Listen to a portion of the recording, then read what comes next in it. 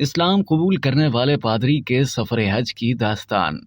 3 माह कबल इस्लाम कबूल करने वाले पादरी नौ मुस्लिम इब्राहिम रिचमंड ने शाह सुलेमान हज प्रोग्राम के मेहमान की हैसियत से हज अदा कर लिया। आजकल दुनिया भर से लाखों आज़मीन अपनी जिंदगी के सबसे बड़े ख्वाब को पूरा करने के लिए सऊदी अरब में मौजूद हैं और अपने गुनाहों की तौबा करते हुए इस्लाम के 5 बुनियादी अरकान में से एक हज की अदायगी कर रहे हैं। ईसाईयत छोड़कर इस्लाम कबूल करने वाले साबिक पादरी इब्राहिम रिचमंड के ख्वाब ने उनकी जिंदगी बदल कर रख दी, जिसके बाद वो अपने हजारों पैरोकारों के साथ इस्लाम में दाखिल हो गए। जनूबी अफ्रीका से ताल्लुक रखने वाले इब्राहिम रिचमंड ने ख्वाब में मुसलमान होने की दावत कबूल की थी और इस्लाम कबूल करने के सिर्फ 3 माह बाद ही सऊदी शाह सुलेमान के हज प्रोग्राम में मेहमान की हैसियत से हज अदा किया है। इब्राहिम रिचमंड के मुताबिक उन्होंने ख्वाब पर अमल करते हुए अपने पैरोकारों को भी मुसलमान होने की दावत दी और खुद भी दायरा इस्लाम में दाखिल होकर अपना इस्लामी नाम इब्राहिम रखा है। हरमैन के तस्दीक शुदा ट्विटर अकाउंट पर भी इनकी तस्वीरें और वीडियो शेयर की गई है। इस वीडियो में इब्राहिम रिचमंड को मक्का मुकरमा में मनासिक हज अदा करते देखा जा सकता है।